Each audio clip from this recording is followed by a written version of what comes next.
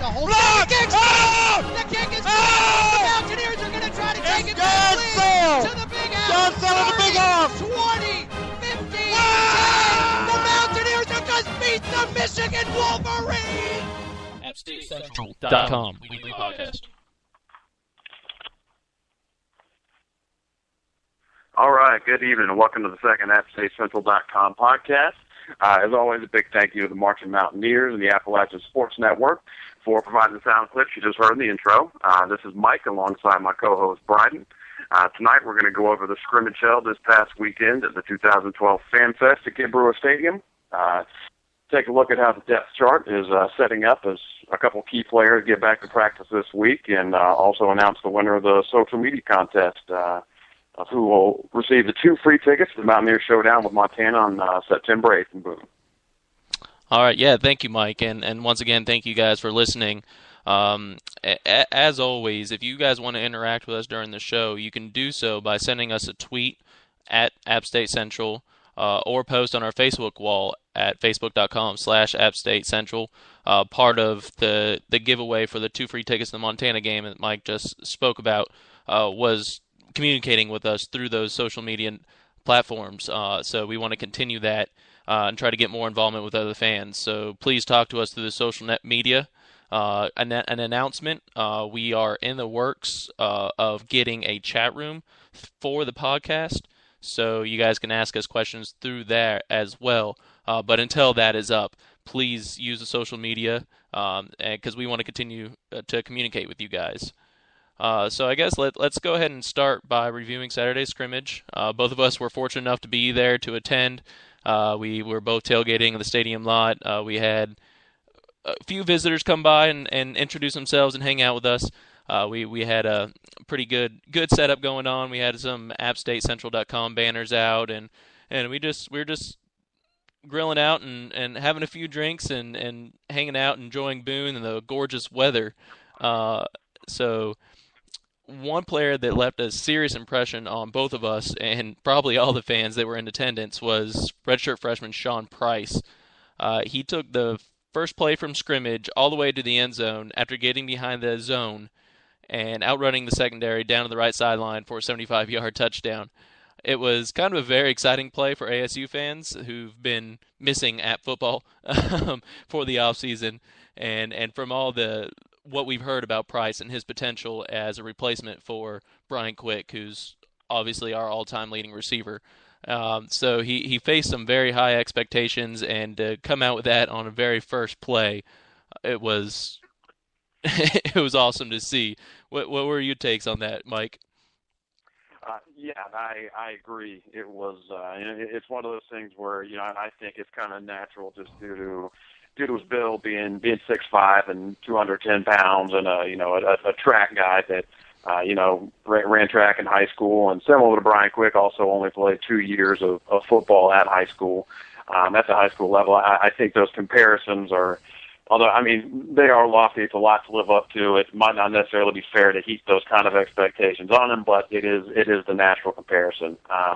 And kind of coming out of the gates and getting that first big play, right from the first snap of the scrimmage, it was a really, really exciting play. Just a pretty impressive display of athleticism. And it was a busted coverage, and the safety didn't come over and help like he should, but it was a great showcase of his speed. He was he ran track at South Lake High School in Reston Lakes, Virginia. Was a district and regional champion in the triple and long jumps. And even though he only played 2 football, he does have football in the family. His brother AJ is a wide receiver, he's a senior at Akron. And obviously expectations are at an all-time high for him because he's just the kind of athlete that we really don't see too often at this level. I know that us as App fans, we might be a little bit spoiled after having Brian Quick for 5 years, including the red shirt, and now having Sean Price step in right after him. But he is a pretty rare combination of size and speed, and he really showcased all of that in one play. So he was very impressive. He had 6 catches for 104 yards at the Fan Fest, and then along with the veterans, Tony Washington and Andrew Peacock, who both looked sharp. They both they didn't have any long passes like Price had, but they both they both look very solid catching the short routes and look good in the open field. And Jamal Jackson in the passing game also was very sharp. The first pass of the game to Price when he was kind of going down the right sideline, he hit him perfectly in stride, and it was a great pass. He looked comfortable in the pocket. He looked crisp, and to me, from what you can tell and watching somebody at just kind of a scrimmage setting, and I think he looked very sharp, and it looks like I think having a full off season to work with the first team really did us some good. Yeah, definitely. He definitely looked really sharp when he was able to stay in the pocket. And we'll talk a little bit later on about the offensive line. There were some times where Jamal was running for his life, but he definitely looked crisp and comfortable back there and looked like a leader should, and that's something that Coach Satterfield mentioned on our last episode of this podcast. Satterfield was mentioning that he's taken the leadership role by the reins and is really taking off with it. So that's good to see. And right after the Price's touchdown, Doug Middleton, he continued the excitement. He took a 95-yard kickoff for a touchdown immediately after. So within the first, 10, 15 seconds of the game, we had 2 touchdowns. I'm not sure if that's good or bad thing, because obviously our offense and special teams looked good in some aspects, but the defense on the other side of the special teams might not have, including that 95-yard kickoff return. Middleton also had a 70-yard punt return.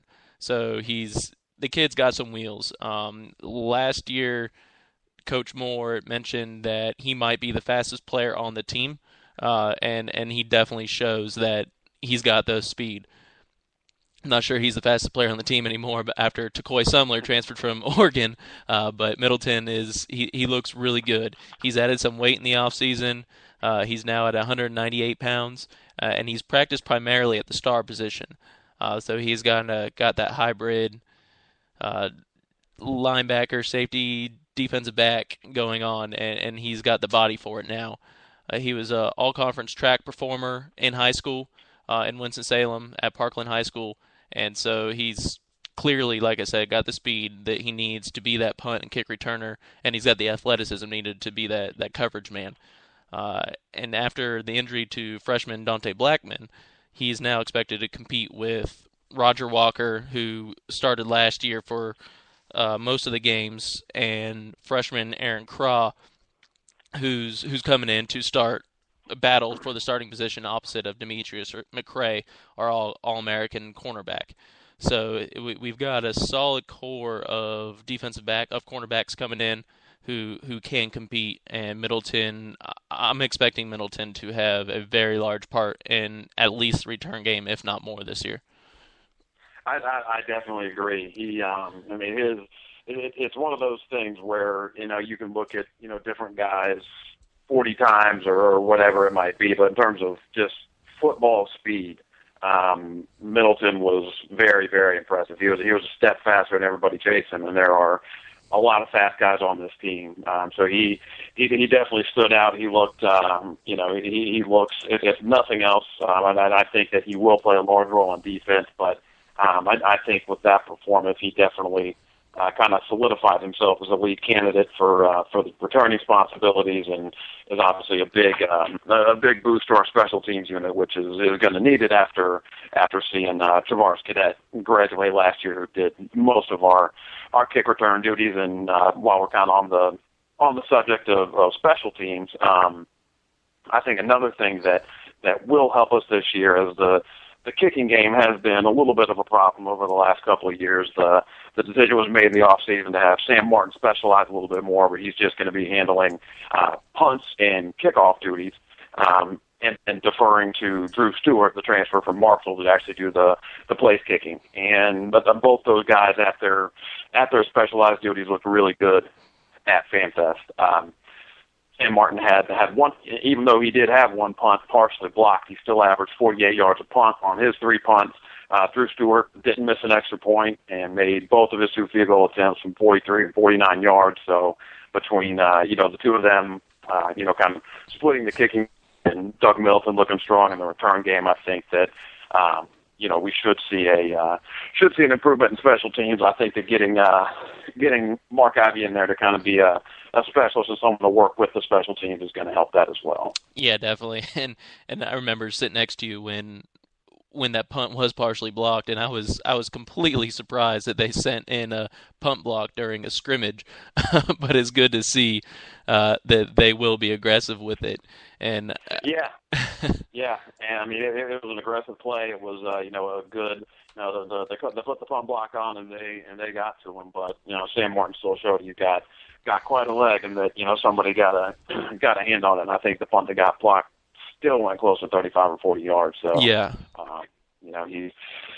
he's looking like he's gonna be ready to go his senior year, and I think specializing is probably the best thing for him, because he's got a really strong leg, and doing the punting and kickoff duties I think is gonna serve him really well. I agree 100%.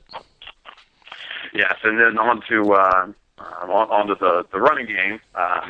When the first team offense came out, Ross Chisholm came out with the starters. It still hasn't necessarily been decided that he's going to get the nod on opening day over Stephen Miller. Miller didn't play in FanFest. He had a minor hip injury. He's expected to be back in practice here in the next couple of days. So he didn't participate. Chisholm ran with the first team. Didn't have eye-popping stats by any means. It was fairly modest. Had 9 rushes for 36 yards. I mean, over the course of the season, you'll take 4 yards a rush. It wasn't anything out of the ordinary, but more importantly than statistics, that at a setting like that was just how he looked, and I really thought that he looked strong. As most App fans know, the first couple of years he was on campus, he seemed to always want to bounce everything out to the outside. Didn't want to run between the tackles and really be north and south. Whereas on the carry that he got on Saturday, he really hit the holes hard. He went in between the tackles. He was powerful. There were a couple of times where he was met at the line of scrimmage by a defender and knocked him back a couple yards and got those tough yards. And that's really something this team's been missing the last couple of years, is a guy that can get those tough yards. When it's 3rd and 1 and it's 3rd and 2 and the defense knows you're trying to run the ball, someone that can get between the tackles and just kind of muscle out a couple of yards. And he looks like he's made a lot of improvement in that area. And another thing that myself and you as well, I think, both talked about at the scrimmage, is that he has really improved his ability as a blocker as well. He picked up the blitz a lot better than he did his first couple of years, and when he was a freshman and sophomore, that inability to read the blitzes that the defense were throwing at him and protect the quarterback was a big reason that he didn't see as much time on the field as he would have liked to. Yeah, and you just hit exactly what I was going to say. Was he was such a prized recruit coming in for his running ability, but he struggled picking up the blitzes. So it's good to see him being able to do that, and hopefully he's going to be able to maintain doing that and be what we all thought he could be in his last year.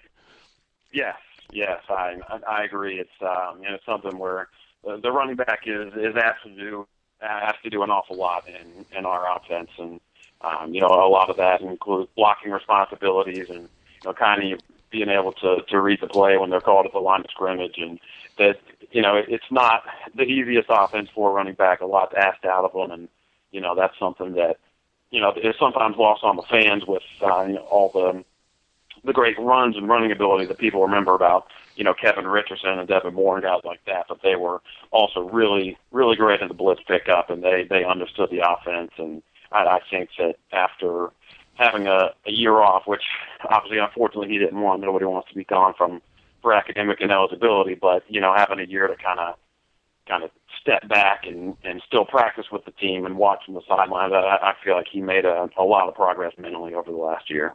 Yeah, and I agree with that 100%. And one thing that I picked up from the scrimmage is